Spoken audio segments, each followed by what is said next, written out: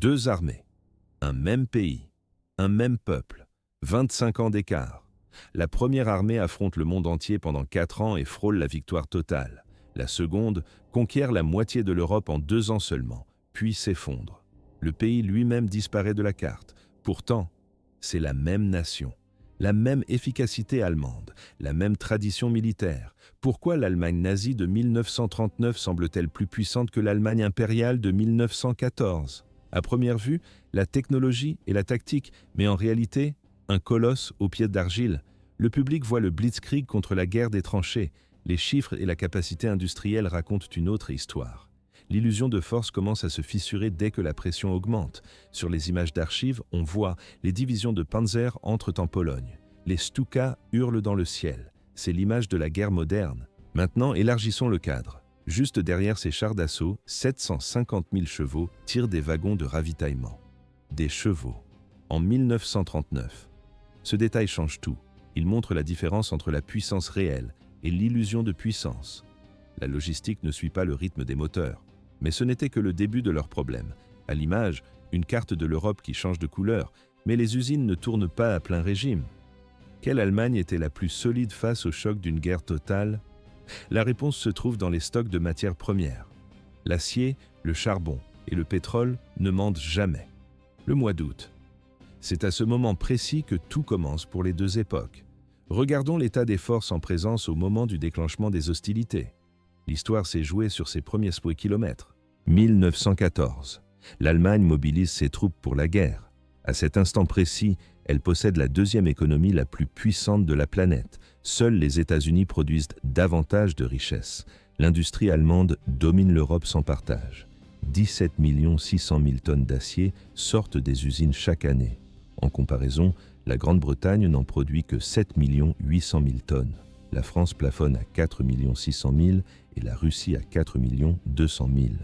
L'Allemagne surclasse tout le monde. Pourquoi l'Allemagne semble-t-elle invincible ? La raison est simple. Son avance technologique est écrasante. Le pays est le leader mondial de la chimie. Les usines produisent tout, des colorants complexes, des médicaments et des engrais de haute qualité. Quand le monde cherche des machines de précision, des instruments d'optique ou du matériel électrique, il achète allemand. À l'image, des hangars industriels immenses et des ouvriers qui travaillent à la chaîne. La monnaie repose sur l'or. La dette publique est sous contrôle. Les banques sont solides. Le pays ne manque de rien. Il est autosuffisant en charbon et produit la quasi-totalité de sa nourriture. L'armée reflète cette puissance économique. 800 000 hommes servent déjà en temps de paix. Mais la machine de guerre est prête. Il ne faut que 12 jours à l'armée allemande pour passer de 800 000 à 3 500 000 soldats. La mobilisation totale atteint 3 800 000 hommes. Les rails sont partout. Le réseau ferroviaire est le plus avancé d'Europe. On voit sur les cartes des lignes construites spécifiquement pour déplacer des divisions entières vers n'importe quel front en quelques jours seulement. L'artillerie est excellente, la logistique est méthodique, chaque caisse de munitions est répertoriée, chaque trajet est planifié. À première vue, l'Allemagne est seule. Mais en réalité, elle dispose d'alliés stratégiques. L'Empire austro-hongrois apporte 50 millions d'habitants supplémentaires. Pourtant, sa capacité industrielle reste limitée par rapport à celle de l'Allemagne. La majeure partie de l'Autriche-Hongrie demeure agricole. Seule la Bohême et certaines zones de la Hongrie possèdent des usines modernes. Cela reste néanmoins une grande puissance avec une armée capable de tenir des positions clés. De son côté, l'Empire ottoman offre une portée géographique immense et des ressources naturelles, mais ce n'était que le début de la préparation. L'Allemagne est prête pour une guerre courte et brutale. Les entrepôts sont pleins, les soldats montent dans les wagons, les moteurs démarrent. L'Europe retient son souffle devant cette démonstration de force. Ainsi s'est achevée la période de paix. 1er septembre 1939, l'Allemagne envahit la Pologne. À Londres, la foule s'amasse devant les kiosques et lit les journaux avec sidération. À New York, le mouvement s'arrête sur Times Square. Les passants fixent les écrans géants qui diffusent les actualités filmées. Le monde découvre une méthode inédite. La Blitzkrieg. La guerre est claire. 35 jours plus tard, la Pologne n'existe plus. Pour les observateurs internationaux, l'Allemagne semble invincible, mais les images de propagande cachent une réalité brutale. L'Allemagne est à bout de souffle. Le temps ne se compte pas en années, mais en mois. L'économie nazie repose sur un artifice financier, les bons MIFO. Ce système a permis de dissimuler 12 milliards de Reichsmark de dettes hors des bilans officiels. En 1938, la situation devient intenable. On compte 12 milliards de bons MIFO contre 19 milliards de dettes d'État classiques. Le problème est simple. Ces dettes cachées arrivent à échéance. L'Allemagne n'a pas un seul centime pour rembourser les créanciers. À première vue, une puissance industrielle, mais en réalité, une faillite imminente. Les finances ne sont que la face visible du désastre. Le général Georg Thomas, chef d'état-major du Bureau des armements, analyse les stocks avant l'invasion. Son rapport remis au général Halder est catégorique. Les réserves de carburant et d'essence ne permettent de tenir que 2 mois de combat. La situation des munitions est identique. Les stocks suffisent pour des escarmouches rapides, mais pas pour un conflit de longue durée. Sur le papier, les divisions sont prêtes. Dans les dépôts, les étagères sont vides. Le maréchal Keitel prend connaissance du dossier. Il ne lance pas d'alerte. Il choisit de censurer le document. Il ordonne à Thomas de garder le silence définitif sur ces chiffres. L'Allemagne dépend de l'étranger pour presque tout. Elle importe son pétrole, son caoutchouc, son cuivre et son tungstène. Elle achète son minerai de fer à la Suède, car les mines nationales sont épuisées. Le rationnement alimentaire est déjà en place avant même le premier coup de feu. Pourquoi Hitler attaque-t-il la Pologne en septembre 1939 ? La raison n'est pas militaire, elle est comptable. L'Allemagne n'est pas prête pour la guerre, elle est simplement acculée. Le choix est binaire, conquérir immédiatement pour piller les ressources ou subir un effondrement total du système. L'urgence dicte la stratégie. La situation a empiré. Comparez ces faits avec l'Allemagne impériale de 1914. Les structures étaient solides. Ici, le moteur tourne déjà à vide. On entend le bruit de la machine qui s'enraye. Les généraux le savent, Hitler le sait. La Blitzkrieg n'est pas un choix tactique, c'est une fuite en avant désespérée. L'histoire s'est accélérée car le compte à rebours était déjà lancé. 1914. C'est l'année où la Grande-Bretagne impose un blocus naval total. L'objectif est simple, couper l'Allemagne du commerce mondial et l'asphyxier. Le pays se retrouve isolé. L'Allemagne résiste pourtant pendant 4 années entières. 4 ans de barrages d'artillerie massifs qui consument des millions d'obus chaque mois. 4 ans passés à nourrir des armées entières déployées sur plusieurs fronts simultanés. 4 ans à remplacer les pertes humaines, à entretenir un réseau ferroviaire saturé et à maintenir une base industrielle sous haute tension. Comment ont-ils tenu ? Le secret réside dans une décision prise avant le conflit. L'Allemagne avait déjà mis au point le procédé Haber-Bosch. Cette innovation permet de synthétiser l'ammoniac. C'est un point vital. Sans nitrate importé, ils ne pouvaient plus fabriquer d'explosifs. La science chimique a sauvé leur effort de guerre. Sans cet investissement massif dans la recherche, le pays se serait effondré en quelques mois. À l'image, on voit des ouvriers s'activer dans des usines géantes. Ils fabriquent du caoutchouc de substitution. Ils rationnent la nourriture de manière brutale pour la population civile. Mais l'armée reste approvisionnée. La différence entre les deux époques est nette. L'Allemagne impériale possédait une véritable profondeur économique. L'Allemagne nazie, elle, n'avait qu'un chronomètre lancé vers la banqueroute. Mais il existe un autre détail que les caméras de propagande ont caché lors de l'invasion de la Pologne. On voit ces divisions Panzer rouler vers Varsovie, mais ces chars ne représentent qu'une infime fraction de l'armée allemande. La réalité au sol est bien différente. Le gros de la Wehrmacht se déplace à la même vitesse qu'en 1914, parfois même plus lentement. La raison est simple, ils utilisent des chevaux.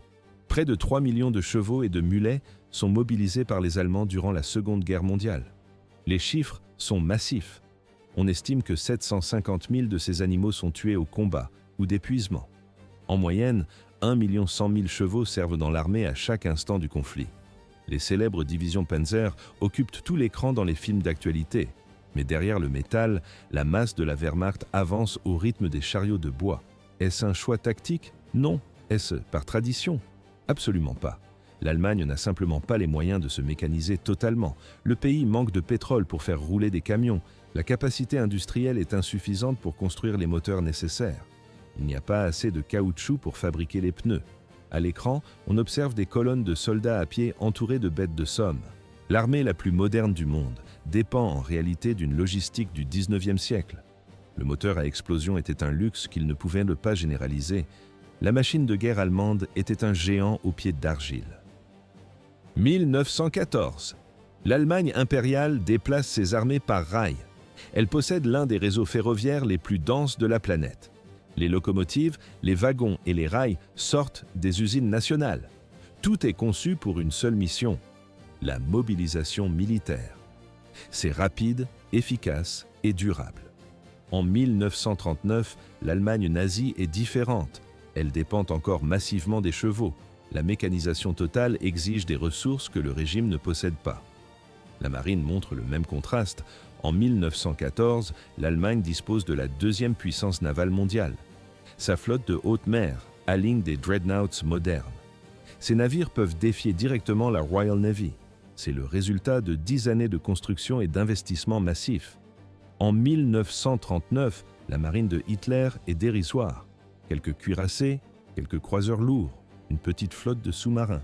L'amiral Raeder prévient Hitler à plusieurs reprises.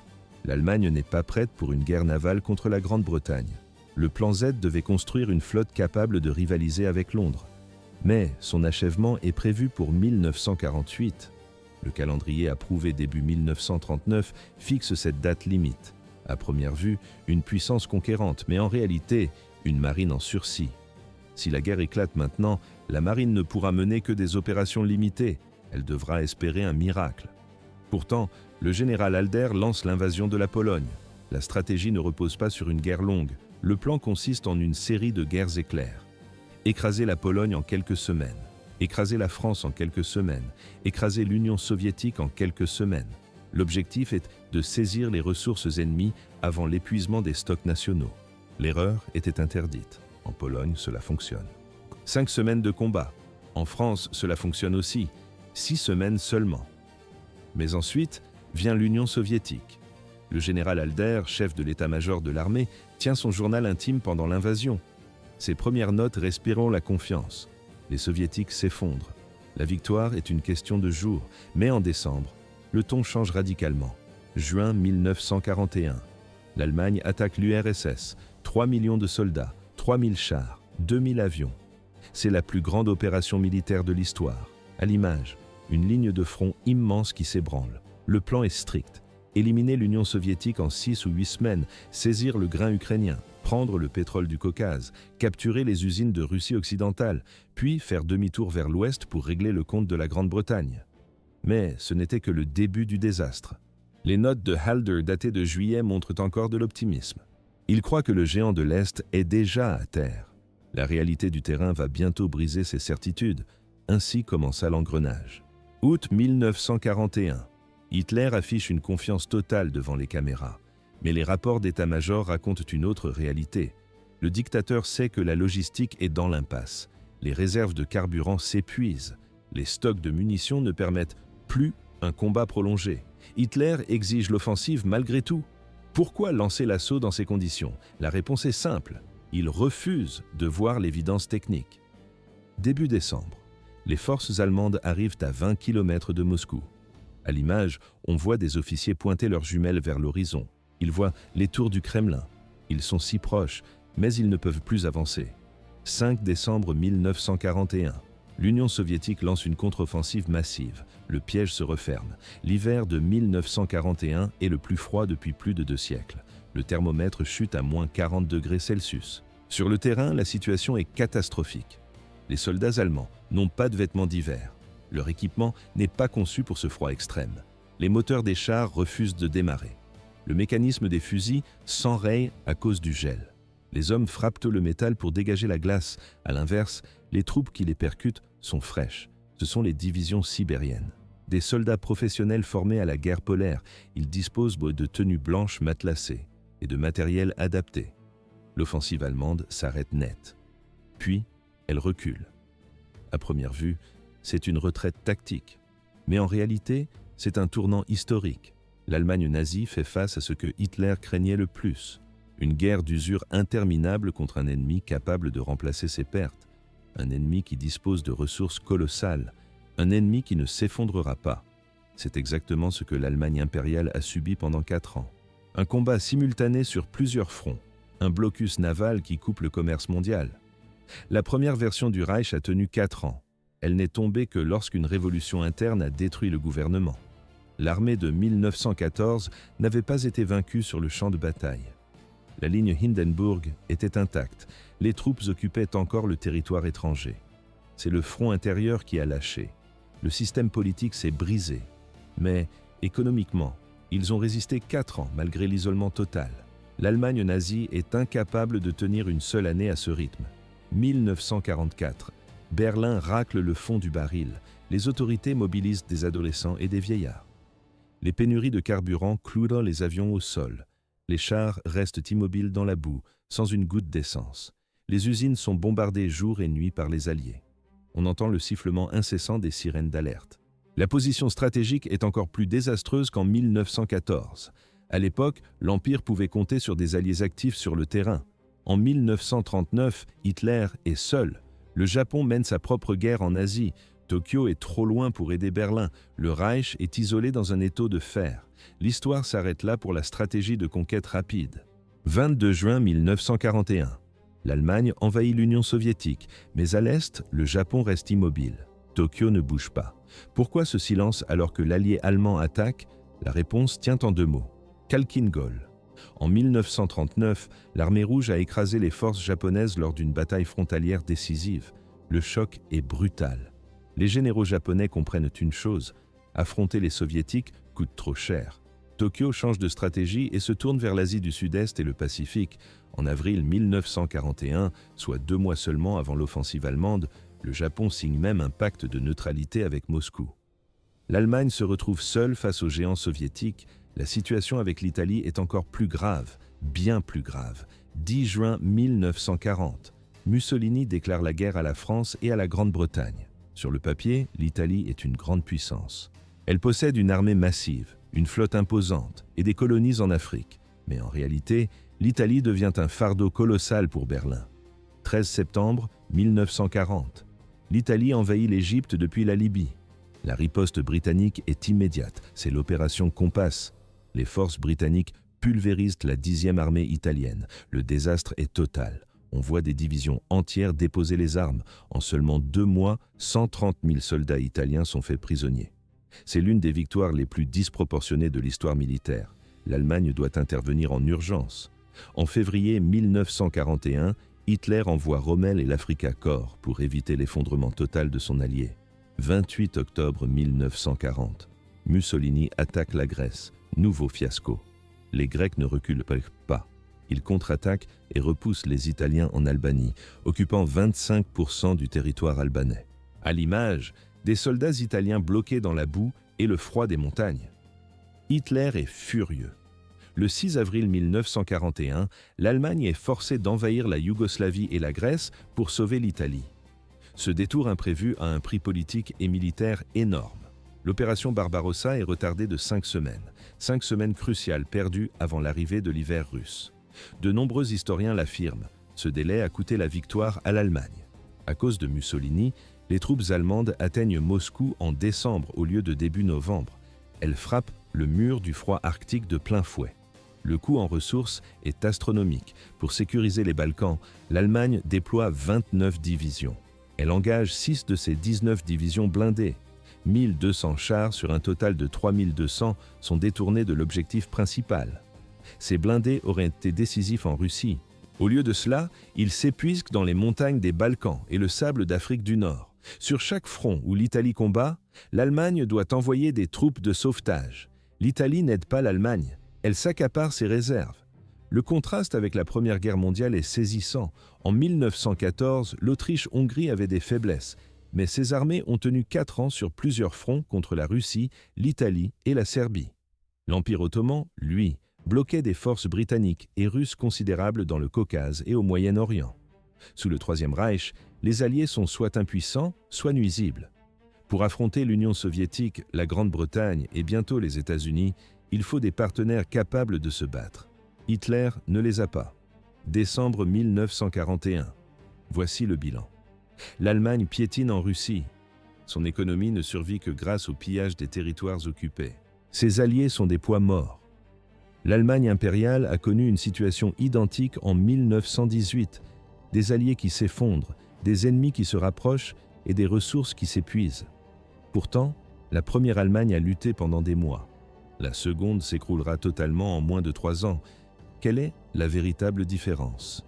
L'Empire allemand de 1914 est une machine conçue pour l'endurance. L'industrie produit des millions d'obus. L'agriculture nourrit des millions de soldats. Les usines remplacent les pertes matérielles chaque mois. Le pays possède une profondeur stratégique réelle. Quand la marine britannique impose son blocus, l'Allemagne ne s'effondre pas. Elle s'adapte immédiatement. Les chimistes inventent l'ammoniac synthétique pour fabriquer des explosifs. Ils créent du caoutchouc de substitution. L'État rationne les ressources avec une brutalité méthodique. L'Empire tient tête simultanément à la France, la Russie et la Grande-Bretagne. Plus tard, il résiste même à l'entrée en guerre des États-Unis. Ce système est construit pour durer des années. L'Allemagne nazie de 1939 suit une logique inverse. Tout est basé sur la vitesse. Le modèle prévoit 6 à 8 semaines de combats intenses, peut-être 3 mois au maximum. Au-delà de ce délai, le mécanisme s'enraye. L'économie du Troisième Reich n'est pas autonome, elle doit piller pour survivre. La Pologne s'effondre, Berlin saisit ses stocks et ses matières premières, la France tombe, l'occupant s'empare de l'or, des usines et du système bancaire complet. À l'image, des trains chargés de richesses partent vers l'Est. La puissance allemande des 2 premières années ne repose pas sur sa propre production industrielle, elle repose sur le vol organisé à l'échelle d'un continent. En juin 1941, Hitler lance l'invasion de l'Union soviétique. C'est un qui tout double. Le régime parie tout sur une victoire éclair car il est incapable de soutenir un effort prolongé. Le pari échoue. Le contraste en 1945 est total. En novembre 1918, l'Allemagne impériale était épuisée mais fonctionnelle. Les armées occupaient encore des territoires étrangers, les usines tournaient, l'administration gérait le pays. L'effondrement était politique, pas militaire. À l'image, les ruines de Berlin. En 1945, le système nazi subit une panne systémique absolue. L'armée est pulvérisée, les villes sont des champs de décombres, l'économie a disparu. L'État lui-même cesse d'exister juridiquement. Pourquoi une telle différence? On retrouve pourtant le même peuple et la même tradition militaire. À première vue, la différence est idéologique, mais en réalité, la différence est structurelle. L'Empire reposait sur une réalité économique solide. Le nazisme était une bombe à retardement. Laquelle de ces deux versions était la plus forte? Si l'on compare la technologie et la tactique à un instant précis, l'Allemagne de 1939 l'emporte. Elle possède de meilleurs chars et des avions plus rapides. Elle utilise la doctrine révolutionnaire des armes combinées.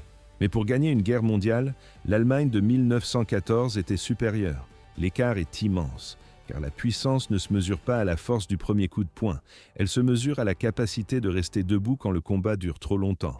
L'histoire a rendu son verdict. Adolf Hitler a passé des années à disséquer la Première Guerre mondiale. Il analysait chaque carte, chaque mouvement de troupes, chaque erreur tactique. Son objectif était simple, comprendre pourquoi l'Allemagne avait échoué en 1914. Sa conclusion est tombée comme un coup près. L'Allemagne n'avait pas été assez agressive, elle s'était enlisée dans une défense passive, elle n'avait pas frappé assez fort, elle n'avait pas frappé assez vite. À ses yeux, les généraux avaient laissé le conflit devenir une guerre d'usure, une erreur fatale. Alors, Hitler a construit une machine de guerre pensée pour un seul but, la guerre éclair, le Blitzkrieg, gagner vite, écraser l'adversaire avant même sa mobilisation totale, saisir les ressources vitales avant l'épuisement des stocks nationaux. Sur le papier, le plan était parfait. Pendant un temps, cela a fonctionné. La Pologne est tombée en quelques semaines. La France s'est effondrée en 45 jours. Même en Union soviétique, les premiers mois semblaient valider sa théorie. Mais le système possédait une faille invisible. Dès que l'Allemagne a affronté un ennemi capable d'encaisser le premier choc sans s'effondrer, tout l'édifice a vacillé. La machine s'est grippée. On ne gagne pas une guerre longue avec une économie de guerre courte. C'est mathématique. On ne peut pas soutenir un conflit mondial quand la base industrielle repose sur le déficit permanent et le pillage des pays voisins. À l'image, on voit les usines allemandes qui tournent à vide. Il est impossible de remplacer les chars détruits quand les matières premières manquent cruellement. Les guerres se gagnent dans les usines, pas seulement sur le front. La puissance réelle, c'est la capacité de production, pas uniquement le génie tactique d'un général. C'est la capacité à absorber les coups et à continuer le combat, pas seulement l'aptitude à porter la première estocade. L'Allemagne impériale de Guillaume II l'avait compris. L'Allemagne nazie l'a oublié. Cette différence est fondamentale. Elle explique pourquoi la première Allemagne a tenu 4 ans contre le monde entier, tandis que la seconde s'est désintégrée totalement en 6 ans. Le constat est brutal. À première vue, l'armée allemande était invincible, mais en réalité, elle n'avait aucune réserve. Imaginez, nous sommes en l'an 1939. Vous êtes un planificateur militaire. Deux options s'offrent à vous. Première option, construire une armée conçue pour le chaos, la vitesse et le chaos immédiat. Deuxième option, bâtir une force basée sur l'endurance à long terme et la logistique. Hitler a choisi la vitesse, le pari du tout pour le tout. Gagner vite ou s'effondrer.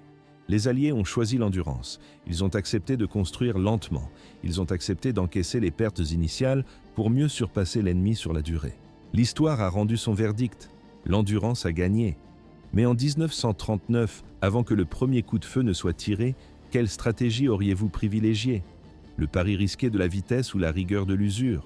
Ce dilemme dépasse le cadre de la Seconde Guerre mondiale. Il définit la manière dont les nations se préparent à l'inconnu.